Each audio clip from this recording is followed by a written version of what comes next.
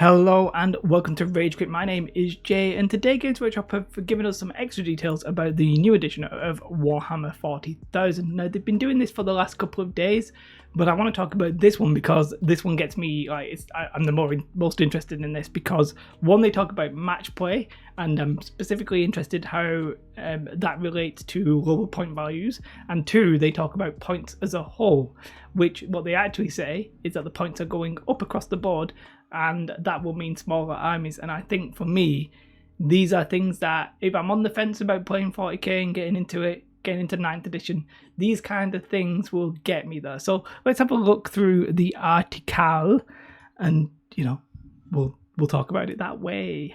So this is the one that came out today, new edition. There you have it. This is, I think, the guy who's doing the match play changes and stuff like that. So they talk about the philosophy of creating match play. I'm not really that bothered as long as it's they say make an interesting game and make it balanced. For me, that's the most important one.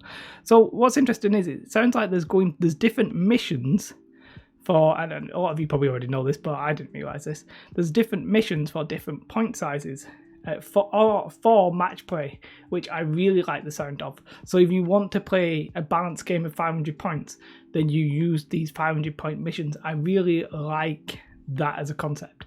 Now, so that's combat patrol, and then you've got incursion for 1,000, strike force for 2, and onslaught for 3,000. So, and it talks about how many combat points you get doing that as well. For me, I love to see that. I think I would love to see smaller games just more across the board, because I don't really want to be spending 3 hours playing these massive games of 40k where they're not massively changing the rules.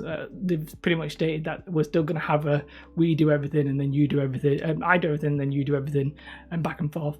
And in the live stream they said, we have the most popular game system, we don't see the reason to change that. Not that.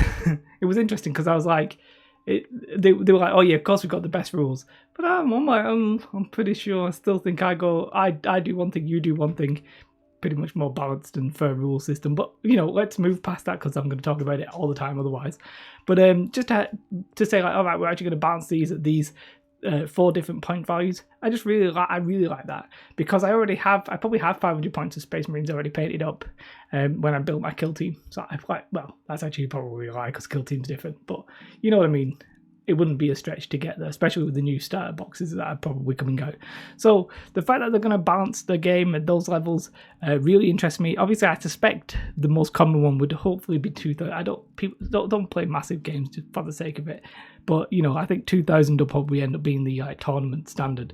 I just I'm hopeful that you might see like 1,000 points, a little bit more, and they do talk about secondary objectives. This is all about trying to keep the game balanced. I'm not going to go too much into this because, quite frankly, I don't understand it.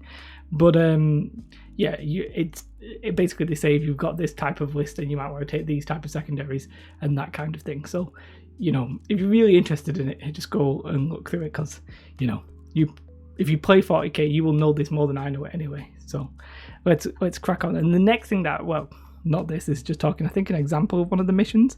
I'm not sure what the point size that is. I can't quite see it with my eyes. Does it have the point size on there? No, I'm not quite sure. But either way, the point value is this very small section here. I like the sound of. What's interesting is they don't have the old points here. They've just, I think, presumably got the new points. It would have been nice for somebody like me who's considering getting into the game to actually see the old points.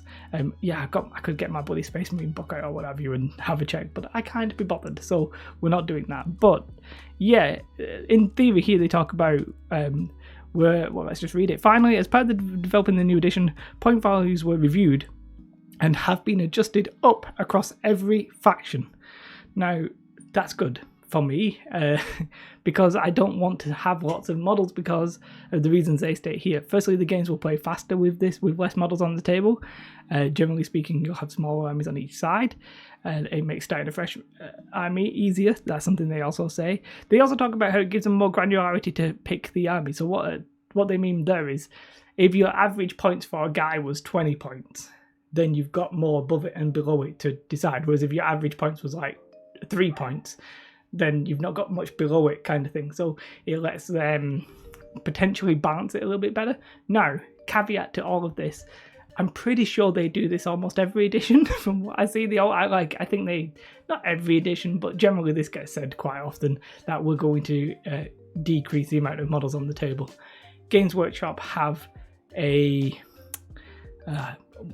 definitely have a horse in the race. They're invested in you buying more models. Therefore, to then just do this and then slightly increase the amount of models you need will make sense and possibly something that will happen. But it's always nice to have the refresh point where, oh, actually things have gone up. I suspect in almost every codex, if you like average the points of the units that were already out, that they will come down. Yeah, that's just probably the general trend.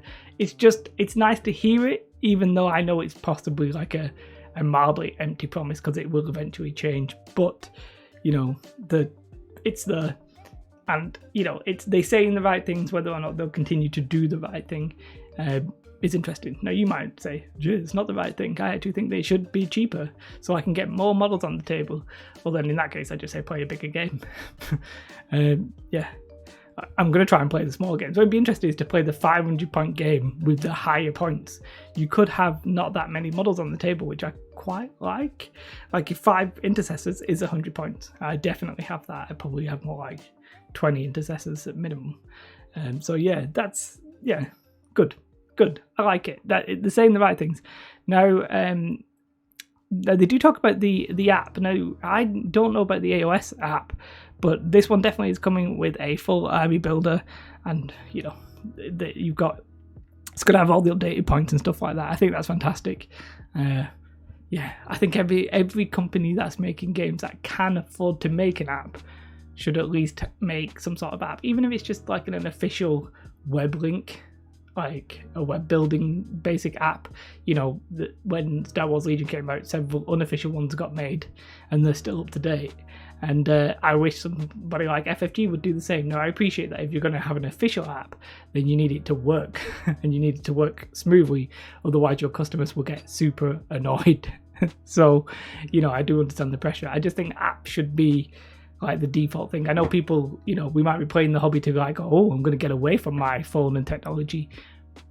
Yes, that's fine. I'm not saying get rid of the printed books, but we definitely should have in 2020 the technology to have everything on apps. So that's a welcome change to me. But yeah, just the overall basic principle of, right, we're going to have this game balanced at smaller points and like every key point value indicator, whatever you want to call it.